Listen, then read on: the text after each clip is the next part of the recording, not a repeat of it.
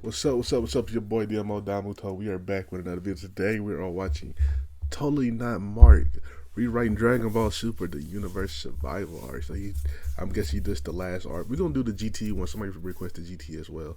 So yeah, let's do this, man. I'm ready to get into it, man. This look like gonna be a good one. And Totally Not Mark been pretty good with the rewrite so far. And so make sure you like, comment, subscribe, and let's get into it. Big thanks to Rocket Money for sponsoring today's video. More about them later. Later. Given the title of this video, what I'm about to say might actually come as a surprise, but I actually love the ending of Dragon Ball Super's anime. I know, crazy, right? I might even go as far as to say that I like it more than any other ending the series ever had, canon or otherwise. Dragon Ball Z's conclusion felt perfectly fitting for a story like Dragon Ball, but ultimately lacked, for me anyway, the soothing catharsis Super's offered. When it came to GT's ending, while profoundly emotional and more nostalgic than Super's on practically every front, Super's ending was informed first and foremost by the events of its own story explicitly. Divorce episode 131 from the events of Dragon Ball Super, and it would make absolutely no sense. Why are they in this tournament? Who are these characters? What's going on? Whereas, while I was watching Dragon Ball GT, I felt as though you could have retained 95% of what people liked about it, nixed the Goku kid element, and just presented it as a Dragon Ball special set in the future saying goodbye to Goku, and it could have worked exceptionally well. However, this isn't to say Dragon Ball Z's nor GT's endings are bad or even mid. They are both really good. What I am saying is that Super stuck that landing harder than Simone Biles would, which to me is utterly insane. Super's schedule was what the industry experts refer to professionally as, quote,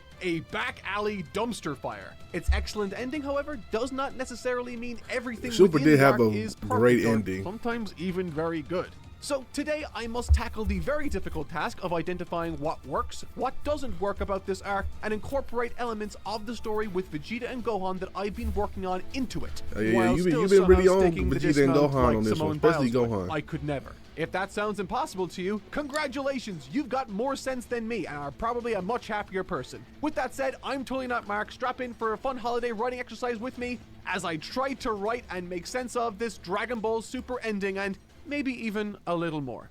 All right. You might be thinking at this point, how could this be as difficult to write as the Future Trunks mess last week's was? And the answer is Jiren.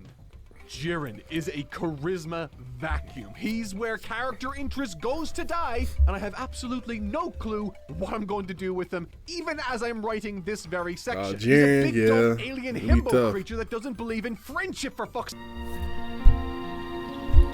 That one makes me think of death. One step at a time. Maybe if I identify what I want to keep and what I want to cut, the answer for the Jiren problem will reveal itself to me naturally. So, what am I looking to keep? Firstly, absolutely fucking everything about Frieza's story. This should go without saying given I made a video glazing the hell out of the character's second run in Super, but I am all for preserving as much of this as I possibly can. The surprise last-minute recruitment, the wildcard element he injects into the tournament, his manipulation of Frost, the fact that no matter you what gotta keep anyone Frieza, did, bro. I don't care. Frieza would not go away. Despite being attacked by literally everyone, including Toppo and Jiren, Frieza only really got eliminated when he was damn well ready. That's king behavior right there. I'm not touching him. He's perfect. Now Vegeta on his knee. But yeah, as I said, I love the ending of this story, so I want to keep Goku's journey towards Ultra Instinct. I want to keep 17 as the surprise last man, and I want to keep what they ultimately wish for on the Super Dragon Balls at the end. Additionally, I like the idea of Gohan being the team captain, and furthermore, I love the role he played with Piccolo too. That moment where he stood in front of our big green boy to protect him and return that favor. I did like so that. Thematically powerful, and I did like them felt fighting the like other a true Namekians. progression of his character. And finally, I really like Goku's entire story throughout Super and this tournament too. You know, is he gonna kiss Jiren? Tune in next week to find out, am I right? Okay, I know, I joke, but while I haven't spoken much of Goku's character in this rewrite, that shouldn't be confused with me thinking he shouldn't do anything. The reason I've neglected to mention him in any meaningful capacity is that, minus some generally bad instances of characterization, I generally like Goku's story in this. He's had loads of screen time in the original Super, so if I don't mention him, you can just assume that his story has largely remained the same. And so, with all that said, I think the message is clear. Overall, I fuck with a lot of the contents in this arc. just not its pacing. And maybe a few questionable inclusions that will come as a surprise to absolutely no one. Pacing, like the manga's Krillin pacing being is eliminated crazy. first is a metaphorical slap to the face of this literal bald man, and honestly, kinda muted the impact of Roshi's big goodbye moment in the tournament too. Additionally, Ten Shinhan's elimination was, apart from it being disrespectful, it's just boring. Like, genuinely, this isn't a bit that I've written, okay? I will say that the biggest problem for this is having better eliminations for the Universe 7 characters. Like, nobody gives a fuck about these other characters, bro, from the other universes. Like, besides Universe 6, and what the fuck is Jiren doing? Everybody else, you know what I'm saying? Everybody else, you know what I'm saying? While I was writing this section of the script, I actually had to Google how Ten Shinhan got eliminated because I had totally forgotten. The only took thing that himself stayed out. with me from that episode was my hatred from it and general apathy towards the entire story being told. The story being, he didn't have a story.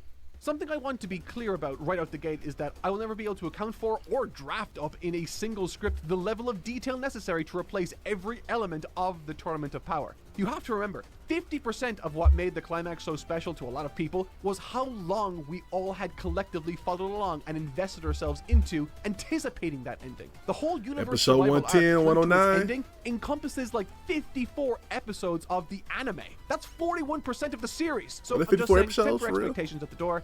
I am but one man, and I will be focusing my efforts on the broad character beats and key fight moments from the arc that I have ideas for. And so, with that disclosed, let's begin with the recruitment. I guess you count the The lead up recruitment to it. process Yeah. of this team was counting largely this as fantastic 54 in too. my book. I love the recruitment of 17, I love the meeting with Frieza, and I particularly love the section where Gohan was outsmarted by Krillin. Those were all great and filled with character. But the first substantial change I will be making, however, is the inclusion of Majin Buu Obviously. into the Universe 17. And hey, maybe he can use his buff skinny Buu self. That was pretty funny. No. But ultimately, my reasoning for this creative decision was that while I thought him falling asleep for the Universe 6 tournament was lighthearted and funny, doing that same joke again here, even And if it does again, facilitate in the Frieza manga. later, is a bridge too far in my book. But then of course, if Frieza is something that I want to keep, someone does need to be left out of this roster that otherwise would have been in the anime. So who is it? Could it be Ten Shinhan? I mean, could be, but I feel he's still plenty strong enough. Ultimately, there was only one name that made sense, and unfortunately, that was Roshi. Now, before you kill me, put down your pitchforks and hear me out. In my retelling of this team formation, I would create a scene where everyone gathers to discuss possible options for who their final member of the team should be. And following the group rattling off some less than optimal suggestions, Goku eventually turns to his old master Roshi and asks if he could fill in that final spot. Roshi simply responds with, "I appreciate your consideration, but if your 10th man is some old geezer like me..." But that cool ass moment with the fucking him, in the manga version, with him and going at Jiren for like a little bit. I think it happened in the anime, didn't it? No, it didn't. Maybe I'm tripping. Maybe it did. But yeah, that cool little moment with him teaching Goku the last lesson he taught him, with him weaving some punches for a little bit. Like, that's fire. We need Roshi in that bit, but we'll see. Then you may as well throw in the towel now. There has to be someone you guys aren't considering. Could you at least help train us, Master Roshi? Krillin inquires alongside Goku. I'm afraid I've long since taught you everything I can. So many of the faces in this room have reached heights and traveled to places to fight monsters I could scarcely comprehend. I'm afraid at this point, Krillin, I'd only be getting in the way. With that, Goku's eyes widen, and he exclaims, "That's it! Thanks, Master Roshi!" before teleporting to Fortune Teller Baba's without delay. It's here I'd like Goku's recruitment of Frieza to take place, but fret not, fans of Master Roshi. While I don't think he is best served as the 10th man of the Universe 7 team, I do think that there's something substantial he can contribute here. Before the others move to leave, Krillin asks Roshi if this means he won't be able to help them with anything. In response, Roshi comically quips, "Of course not! I could make sure your wives don't get too lonely while you're away," before being slapped into oblivion. As people begin to go their separate ways, splintering into training parties, right as Gohan leaves, Roshi pulls him to one side saying, "I'd like to train you, Gohan." Initially confused by this offer, Gohan asks why he declined to help the others, but ultimately he reaffirms that they have long since outgrown what he can offer them, but that he could still have much to teach Gohan. Your admiration for your father is not misplaced, Gohan, but consider offering some to yourself every now and again. I think with my help, you can come to see that more clearly. What's interesting to me about Gohan's story is that it is preposterously unfair, and I don't think enough people talk about that.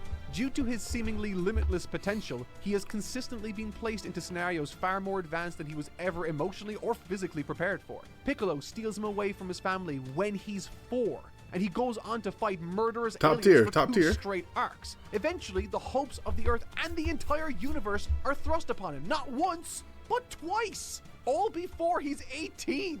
Due to the gifts he has, Gohan was never given the chance to learn the basics of martial arts from the great masters like Goku was. Piccolo is a worthy and fantastic mentor, thankfully, but neither he nor Goku have the requisite wisdom to bridge that gap in Gohan's understanding. So, in a way, the vast potential he has, this gift, is likewise one of his greatest inhibitors. So, here's my suggestion for Gohan's lead up to the Tournament of Power. Because he's since long undertaken that wonderful training arc with Piccolo to regain what he once had, I propose that strength and potential is not Gohan's greatest issue here. Instead, Roshi might say, you might not think it, but you have much more in common with your father than you give yourself credit for. At the age of 18, Goku defeated Piccolo and won his first tournament. By that time, you had already fought Cell and Majin Buu. Tell me, Gohan, if you met someone in your shoes, would you be so critical? Through days of guided mental training, I would like Roshi to help instill a basic martial arts philosophy into Gohan. One that gives him respect for what's to come, respect for his opponent, and most importantly, a genuine respect for himself. You've got something your dad never had, Gohan. Patience. And a strength that can do far more than inflict damage onto your enemies. I've seen it firsthand. Never forget that when one trains and studies well, rest and consideration for yourself is an equally valid ingredient as a martial artist. With that, Gohan gives his thanks, and instead of running off to train with Piccolo, spends his final 24 hours with his wife and baby daughter. As the sun slowly rises, Gohan meets that morning with a quiet determination. In his hand is a notebook, and with it he dashes to Capsule Corp. Now, before I move on, I should mention that while that training with Roshi was taking place, everyone else readied themselves for the coming conflict also. We got that great stuff from Vegeta in the Time Chamber, Piccolo training in isolation, Krillin and Tenshinhan even team up to train together. Everything seems to be progressing like clockwork, but as Gohan touches down at Capsule Corp, he notices something. Goku is still nowhere to be found, and what's more is, no one knows where he is.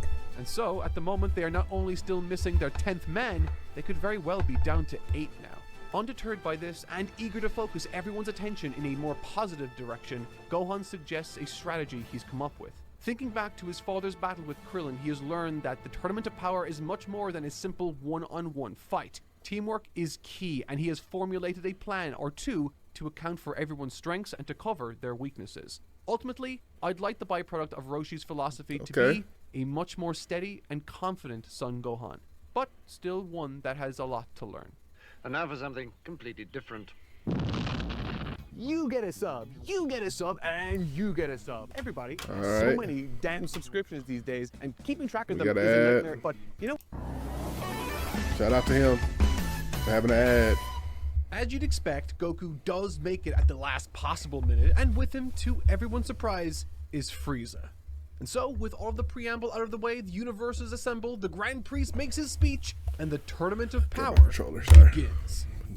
Hey, From Demon the Slayer outset on here, deck. I'd like to identify one major change I will be making to this tournament. what's her That dirty? change is not about the fights or the specific matchups or anything like that. It is about the thematic through line of the arc, one that was introduced in the anime but then largely abandoned. Throughout the story of Dragon Ball, particularly in Z, though not exclusively, Goku has often made selfish choices that indirectly and sometimes even directly place his friends and family into mortal danger. The notion that Goku potentially caused the Tournament of Power by calling upon Zeno is taking that poisonous element of his character's innocence to its natural conclusion, I think. Now, of course, in my retelling, Goku did not press the Zeno button and therefore is not as directly responsible for the Tournament of Power as he was in the anime, but that actually doesn't matter so much. From the perspective of every other universe, all of whom have absolutely So it's no one Zeno. experience with Goku, Zeno interfaced with this guy at the previous tournament, and as a result, this dangerous event was created. Even if it wasn't his idea, his recklessness was the catalyst for this chaos,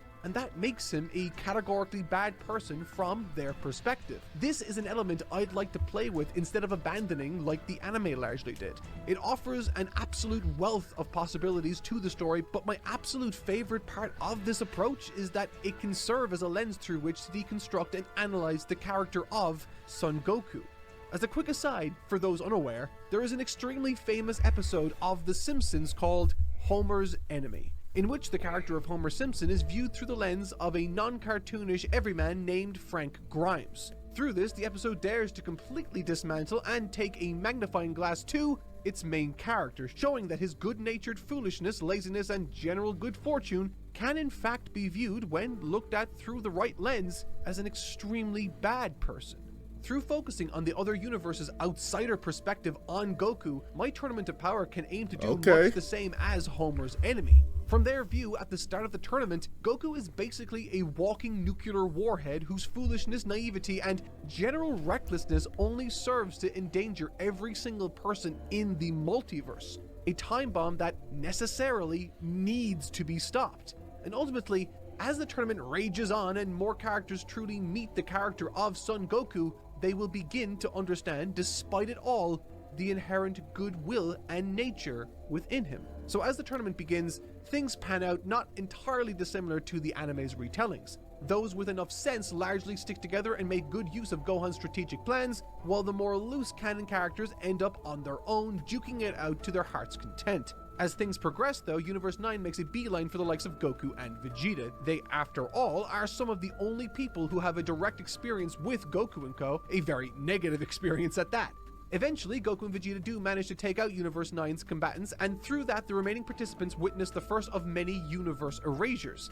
In the anime, this was meant to set a darker, more dire tone, but for me at least, that moment fell somewhat flat because, well, those Universe 9 guys sucked.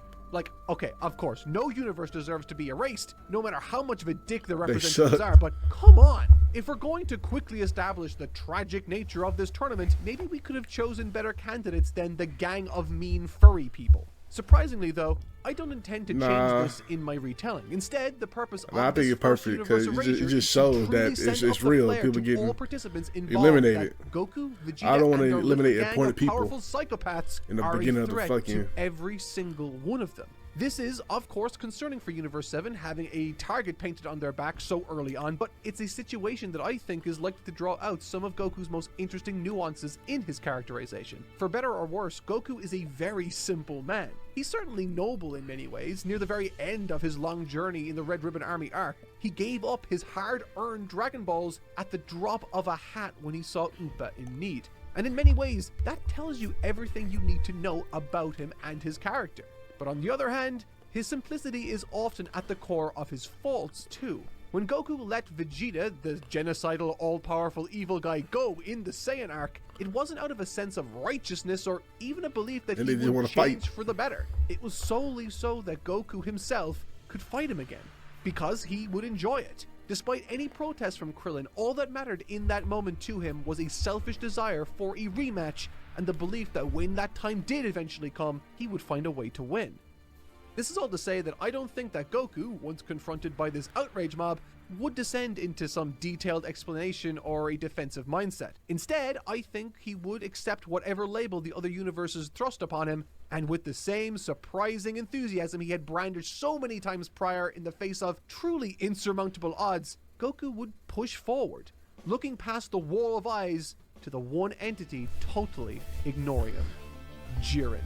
But if my rewrite is placing Goku as the target of every single universe from the word go, then how do I propose he survives the early portion of the tournament? Well, this is where Team Universe 7 and the first of Gohan's strategies comes into play.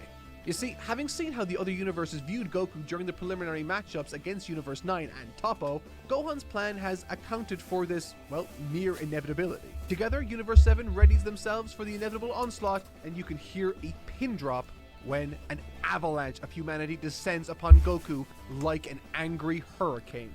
I think this would be a great initial opportunity, at least, to explore the different characters within this multiversal tournament as they each attack Goku. As soon as Goku dodges one or attacks another, several others take their place. While not necessarily coordinated, their shared ire for Goku is palpable. Their intent is clear. They want him out right now. While not individually powerful enough to contend with the likes of Goku in a one-on-one matchup, one after another, their pressure becomes surprisingly formidable. Not giving a single inch nor a single break to Goku, collectively they force him into an early and a surprisingly intense Super Saiyan eruption to prevent both his own elimination and to create some breathing room between himself and this tidal wave of animosity. Okay, As Goku. this flash of Super Saiyan light subsides, anticipating an attack, Goku braces himself, but nothing comes. Redirecting his attention, he looks back towards the cluster of eyes leering down at him, only to discover something's different.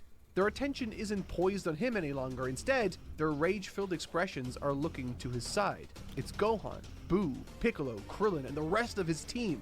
Collectively, they seize on the opportunity of this distraction and Goku's blinding transformation to make several early eliminations. This is when phase 1 of Goku's strategy comes into play. Leveraging his father's predictable opening gambit, they were freed up to create space and use their enemy's tunnel vision to their advantage. And to be honest, I think this is a reasonable opening strategy. I like that. After all, being the target of the strongest fighters in the entire multiverse is Goku's idea of a perfect Sunday. So why spoil Goku's good time when he's perfectly content in unintentionally being the multiverse's greatest decoy? The sudden reveal of this massive setup rattles the coordination and composure of many combatants, leading to a more wild scramble for survival. For the first time since the tournament's beginning, Goku seems to be uncontested, and so, eager to bring justice to the reprehensible Son Goku, Toppo launches himself towards the Saiyan, who braces for impact. When out of nowhere, a collection of poisonous smoke bombs go off beneath Toppo, totally blindsiding him. Goku shouts, "Hey, that's against the rules, you can't use weapons!" Responding in kind, a duo from Universe 10 reveals themselves.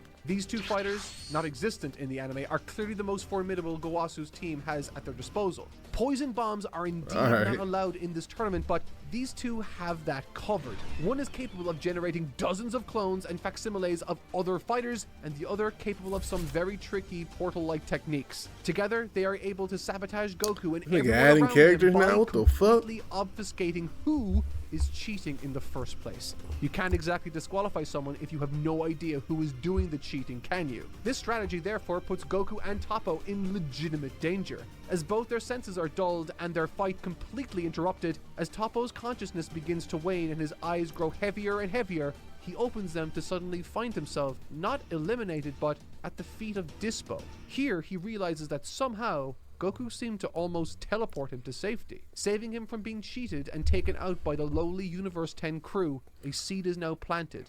Goku has performed a deed on Toppo that, by all means, Goku. W was Goku in the chat. arguably rather selfless. When all is said and done and their cheating tactics failed, the result of Gohan's opening gambit is the elimination of yet another universe, and that universe is Universe 10. With Gohan being the one to drive the final nail into the coffin, taking advantage of the confusion that followed Goku's instant transmission escape, though still acting out of his own self-preservation, as another universe fades from existence. From here, much of the tournament can continue to play out similar to the anime. Frieza has his run-in with and betrayal with Frost. Goku gets to duke it out with those he comes across, etc, etc. The first major shakeup, however, happens when Vegeta, the Saiyan Prince, makes it his mission to take out the strongest of the lot, Jiren.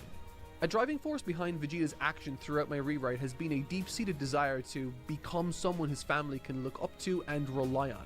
Naturally, much of what he's grappling with has been the residual echoes of his murderous and selfish past during the Buu saga and even before that. So much of Super contended with Vegeta playing keep up with Goku in an effort to once again surpass him, and ultimately, I don't find that particularly interesting anymore. One could even argue that chasing such a goal runs counter to the sentiments he expressed at the close of the Buu saga. And so, at this point, Vegeta doesn't so much want what Goku has in terms of power anymore, he wants to be what Goku represents to those he cares about. Power is just a natural byproduct of that.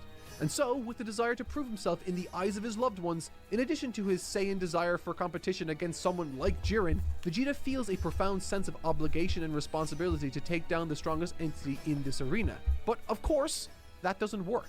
Unwilling to empty his tank this early on, and with Jiren being so fresh, there's little someone like Vegeta can offer Jiren that could in any way make him Not do a damn thing to him. Resulting, unfortunately for the Saiyan Prince, in him being sent prematurely hurtling towards the void, only to, at the very last second, be saved by Goku.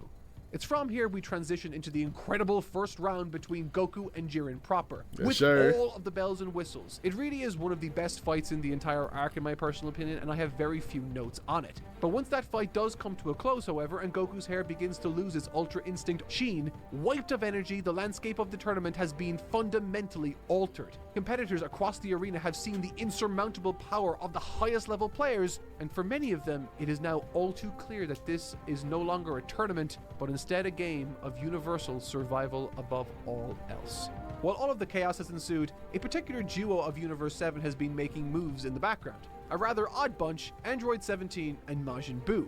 The two of them, with their near limitless energy, were tasked at the outset to achieve two primary goals. Eliminate as many mid-level players as they possibly can, and above all else, survive to the very end. This play works out quite well, with the two handily taking out a great deal of participants amidst the chaos of the largest battles. As you could well imagine, these two are not only the strangest of the Universe 7 members, but would also play off each other rather well, I think? 17, I guess so. ever the straight-faced and stoic character, having to team up with the most insanely wacky fighter ever conceived of in Dragon Ball, would be ripe for interesting fights and funny interactions. The result of this is not only a thinning of the crowd as time goes on, but subsequently freeing up Gohan to enact the second phase of his plan. Now with less fodder to contend with, Gohan sets his eyes squarely on none other than Universe 6. Up to this point, the Universe 6 team has remained one of the tightest knit he and got with Universe well-coordinated 6. teams in the tournament so far. Oh, he got Though beef they with Hit. suffered some early losses in the chaos, the core team of Hit and the Universe 6 Saiyans have stayed at each other's sides, backing each other up and keeping in formation without fail. Unfortunately, this excellent strategy stands in direct opposition to Gohan's goals. As he flies towards the team, Hit makes the first move, aiming to stop Gohan's advances on their team. Hit knows Gohan, he saw him fight in the Universe 6 tournament and is confident he can rebuff his assault without any trouble. But the fighter Hit finds himself up against now is a far, far cry from that which he witnessed at the previous tournament. Gohan's strength has grown by multitudes since then, and his martial arts skills along with them. He is resolute and determined to get through the insurmountable roadblock that is Hit. The two fight, and though the Universe 6 Saiyans attempt to join in, Hit insists that they stay back in formation as he can handle this himself. The battle between these two is fierce. Gohan's improved strength and fundamentals put him above Hit in terms of raw power, but Hit's time-stopping mechanics are enough to push even the strongest fighter to their limits. The fight drags on, and eventually Gohan begins to show major signs of slowing down. Despite his very best efforts, Gohan has still not managed to get a feel for Hit's off-kilter timings and techniques. As dozens of fights take place around them, explosions of ki periodically going off in every direction, Hit stops for a moment, and as he catches his breath, simply declares, this is the end of the road for Gohan. He begins to charge forward for one final fight-ending, time-stopping assault on Gohan, but in that moment, with a severe sense of urgency, Gohan snaps back. You don't understand! I have to get through you, no matter what! In that very instant, Hit uses his time stop to appear behind Gohan, but before his blow can connect, Gohan erupts in a sphere of ki. In every which direction, raw ki surges from him, forming an omnidirectional barrier, yes, sir. not too dissimilar from that which we saw Cell perform against his own father. This explosive yet creative display of raw strength is one that Hit's time skip cannot account for. No matter where he was attempting to land that final blow, he is caught up in this explosion of energy and suffers immense damage as a result. The fight is over. Winded from this display, Gohan stands above Hit, proud yet resolute. Not audible to the viewer, but he exchanges a single sentence with the time-stopping assassin, and then helps him up, and in that same motion throws Hit out of the arena, eliminating him from the tournament. Flashing back to Goku, our hero has begun to recuperate from his fight with Jiren and has slowly gotten back to his previous fighting spirit. Here though, once again, Toppo eventually frees himself from the other fights long enough to notice the weakened Goku and spares no hesitation in taking advantage of the situation. Toppo knows the threat Goku represents, not just in terms of raw power, but also in terms of character. Above all else, Toppo is a man with a strong sense of character. If him yelling it 1,000 times in the anime didn't make it clear to you, Toppo is driven by a sense of justice in the truest form. He is an ideal hero who aims to protect the innocent and exact penance on those deserving of it. It is this very quality that has made this version of Toppo so close with Jiren, whom he has taken under his tutelage as an eventual successor to Toppo. Jiren's strength, as well as his receptiveness to the ideals of justice, makes him both a prime candidate as well as a dear friend. But Right. Goku? Goku is far from any of that. From everything Toppo has seen, Goku's sense of naive selfishness doesn't just make him a fool, it makes him an outright villain. And so, once again, Toppo surges towards Goku, utterly resolved to Villain stop him Goku. as soon as possible. Weakened and lacking now in the Ultra Instinct transformation he displayed earlier, now is the time to strike. Unfortunately though for Toppo, Goku has always performed well when his back is against the wall. The more Toppo fights with him, the more he realizes the hidden depths to Goku's true power. He's not getting weaker, he's getting stronger? As the fight drags on, Goku continues to recuperate more and more until he is finally back in Super Saiyan Blue, resoundingly equal with Toppo despite all of what's just transpired. Oh, shit. The tides begin to turn and Goku begins gradually whittling down Toppo's energy piece by piece. As the two continue to fight, with Goku clearly enjoying such an evenly matched encounter, Frieza takes note of what is happening and makes a move of his own.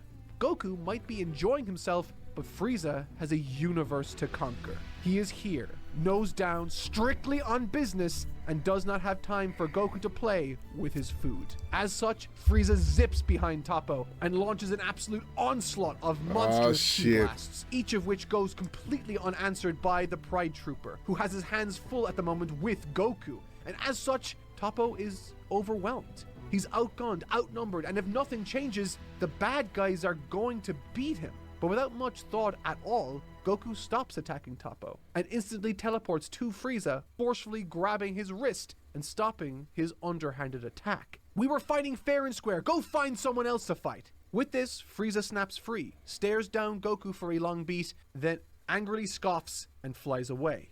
Goku returns to Toppo, helps him up, then apologizes for Frieza's surprise attack. With a smile on his face, Goku looks at the bewildered Toppo and asks plainly, "If you want time to recuperate, we can fight again, fair and square if you want." Toppo stares at the Saiyan, perplexed by every facet of what This just nigga, took this place. nigga With Goku that, out here takes his macking leave to him. let Toppo recover. He out Once there again, macking. another seed is planted, fundamentally changing his perspective on who this Goku truly is. Okay, so let's have a little bit of a meta update here. At this point in the tournament, a large portion of the combatants have been eliminated. Through random squabbles with each other, through other universes eliminating people, through fights with Universe 7 fighters, and being picked off by even 17 and Boo. Only a select few of many universes remain. Even the likes of Ribrianne have been defeated by a valiant sacrifice from Piccolo. Look, okay, I like Ribrianne as much as the next person, or maybe you hate her. I mean, okay, looking online, a lot of people hate her. But Piccolo we don't sacrifice. have time to get into her story right now, so I am sorry. Above all else, what remains now are the strongest fighters from Universe 7, 6, there a and part two? 11. From We here, find we out. go back to Gohan's perspective, who, having defeated Hit, has approached the Universe 6 Saiyans. However, what ensues is not a big brawl, but quite the opposite, actually. Gohan is there to talk. Though each of them is plenty strong in their own right, the Universe 6 Saiyans realize that Hit was their strongest member, and therefore their best option to win, so at this point, they're all ears and inclined to listen to Gohan. Amidst the chaos, Gohan introduces himself to Kaba, Caulifla, and Kale, each a powerful Saiyan with a great deal of potential hidden deep within them. He explains that, if they will allow it, he can not only attempt to draw out more strength from each of them during this battle, but even goes so far as to strike an outright alliance with them. One that, if all goes according to plan, could ensure both universes' survival. Gohan's ultimate gambit, his proposal that required their alliance, is a Super Saiyan God ritual. And that, my friends, is where we're stopping the What? story for now. What the fuck? Go on. What are you doing? I don't know about that. I don't know how I feel about that. Mark offering up something like that. I don't know. But he writing the story. Let's see. I mean, I was into it. I like the other arcs better though. I ain't gonna lie. From the start of it now. But I don't know how you gonna end it. So we gonna see how you end this one. But make sure you like, comment, subscribe. Check out the last arcs I watched right here, and another one right here. And you know what I'm saying. I'll catch y'all next time, man. Peace.